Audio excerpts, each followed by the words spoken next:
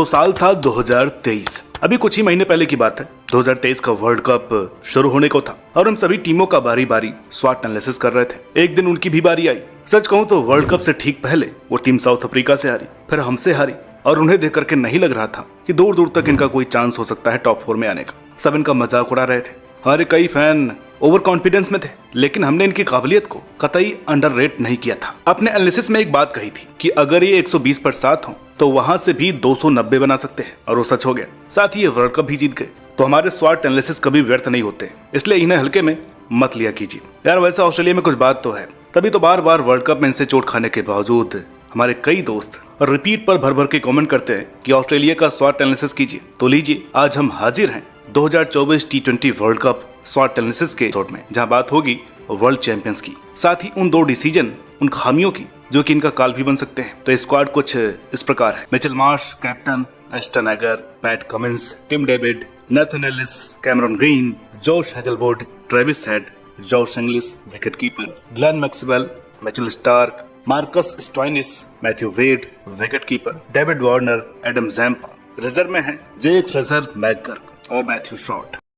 इसलिए लेट में लेकर के आए क्योंकि हम लास्ट मिनट तक वेट करना चाहते थे। इतना तो हमें यकीन था कि ताबड़तोड़ बल्लेबाजी कर रहे जेक फ्रेजर मैकगर्क के साथ अन्याय नहीं करेंगे, बेहद कोहराम मचा रहे अपने इस टैलेंट को वेस्ट नहीं करेंगे। अगर टीम में नहीं तो कम से कम रिजर्व में तो रखेंगे ही। और ऐसा ही हुआ। कल भाई को रिजर्व के तौर पर ऐड कर लिया गया है, क्योंकि जिस फॉर्म में ये है ना, पहले 5 ओवर ही काफी होते इनके लिए। जिस दिन इन्होंने खराब ट्रीटमेंट करना शुरू कर दिया अपने टैलेंट का, उस दिन ये भी हमारी तरह ट्रॉफी के लिए तरसेंगे। बात करते हैं स्ट्रेंथ की। सबसे बड़ा इनका स्ट्रेंथ तो यही है कि इनका नाम ही ऑस्ट्रेलिया है, और जो टीम है बेहद ही सॉलिड नजर आ रही है। इस टीम की सबसे बड़ी ताकत है इनका ओपन माइंडसेट। अगर कोई बंदा अच्छा नहीं कर सकता तो स्टीव स्मिथ जैसा दिग्गज ही क्यों ना हो, ये रेपुटेशन पर खिलाने की सरदर्दी कभी नहीं लेते हैं, और जो परफॉर्म कर रहा हो उसे खिलाने में ज्यादा फॉर्मेलिटी नहीं करते हैं। जैसे तैसे करके टीम से जोड़ ही लेते हैं, और यही एक कारण है हमारा ट्रॉफी ना जीतने का, क्योंकि हमारे अंदर हिम्मत ही नहीं है कि अपनी पीक पर चल रहे अभिषेक शर्मा को वर्ल्ड कप की टीम में ले आए, और मैकगर्क को रिजर्व में ही सही लेकर तो जा रहे हैं। प्लेयर्स की बात करूं तो इनका बाहुबल किसी से छुपा नहीं है। शुरुआत होती है डेविड वार्नर नाम के पॉकेट डायनामाइट से,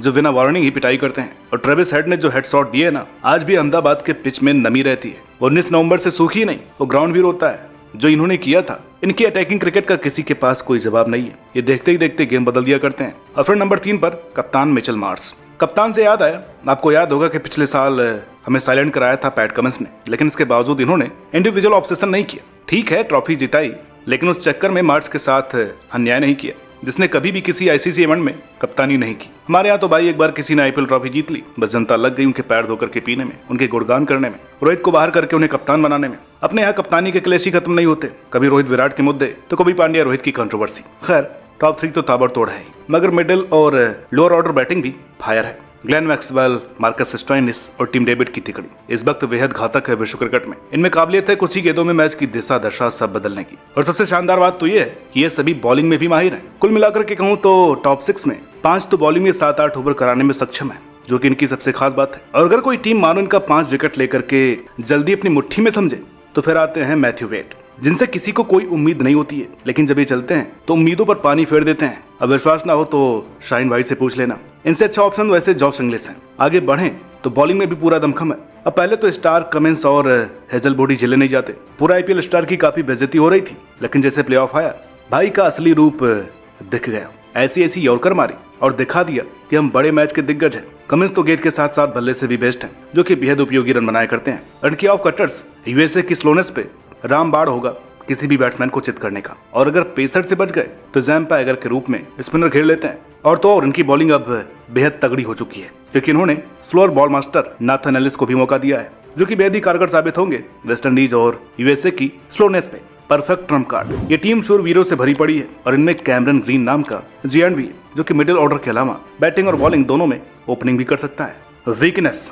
देखा जाए तो वैसे दूर दूर तक कोई लूप होल नजर नहीं आ रहा है। ये टीम बिल्कुल वन डायमेंशनल है बैटिंग के लिहाज से। ये तो सभी हैं स्ट्रोक प्लेयर। हालांकि स्टोइनिस बहुत अटैकिंग है, मगर कई बार वो भी स्लो खेलते हैं, डॉट बॉल बहुत लेते हैं, और कभी कभी एक शेल में चले जाते हैं। यूएसए वेस्ट इंडीज की पिचे बेहद स्लो है, जहां आपको सभी उड़ाने वाले नहीं चाहिए। ओपनर तो पावर प्ले में अपना काम कर जाएंगे, फिनिशर डेथ ओवर में आएंगे, लेकिन बीच में कौन चलाएगा? अगर ओपनर या फिनिशर डीप ले जाने की सोचे तो फ्लॉप होगा। कम से कम एक ऐसा एंकर होना चाहिए जो इस टीम को जोड़ करके रखे। अब चूंकि हम स्टीव स्मिथ का नाम हम पहले ले चुके हैं, और मुझे लगता है कि स्टीव स्मिथ इसमें अच्छा विकल्प हो सकते थे। चलो टीम में नहीं खिलाते, लेकिन कम से कम स्क्वाड में रख लेना था। अब ऐसे कई मैच आएंगे जहां स्मिथ की कमी खलने वाली है। दूसरा, इस लाइनअप को देखूं तो कुछ 2023 के इंग्लैंड की याद आती है, जिसने फुल ऑन अटैकिंग खिलाड़ी भर लिए थे, लेकिन फिर जो धड़ाम से गिरे वो घाव अभी तक नहीं भरा। टीम कॉम्बिनेशन को देख करके कुछ ऐसा ही डर लग रहा है, क्योंकि ये कमी रह गई है। अपॉर्चुनिटी तो इनके पास हमेशा की तरह होती है, जो कि पार्ट टाइम एक्टर्स भी हैं। ये दूसरों को इतना कंफर्टेबल कर देते हैं बायलैटरली आईपीएल की अपनी गंदी परफॉर्मेंस से कि इन्हें कोई फेवरेट मानने को राजी नहीं होता।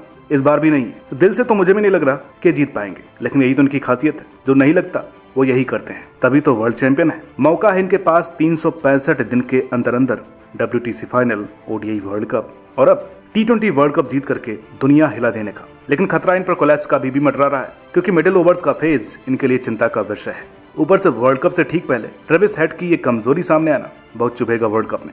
तो दोस्तों, ये था world champion the mighty Australia का स्वॉट एनालिसिस, जो कि फेवरेट तो नहीं लगती मगर हर बार होती है और बाजी मार जाती है। आपको क्या लगता है ये टीम कहां तक जाएगी, और अगला स्वॉट एनालिसिस आप किस टीम पर चाहते हैं, ये भी कमेंट कीजिएगा। और प्लीज वीडियो को ज्यादा से ज्यादा शेयर कीजिए। आप लोग वीडियो तो देख लेते हैं लेकिन चैनल को सब्सक्राइब नहीं करते हैं। चैनल को सब्सक्राइब करने का रेशियो मात्र 10% है, यानी कि जितने भी व्यूअर्स हमारे वीडियोस देखते हैं उसमें से मात्र 10% लोग हमारे चैनल को सब्सक्राइब करते हैं, बाकी 90% लोग वैसे ही चले जाते हैं। नहीं तो अब तक हम लोग भी कम से कम 4-5 लाख सब्सक्राइबर्स तो ही जाते हैं। तो प्लीज सब्सक्राइब कर लिया कीजिए अगर वीडियो आप देख रहे हैं। मिलते हैं आपसे अगली वीडियो में, तब तक के लिए नमस्कार।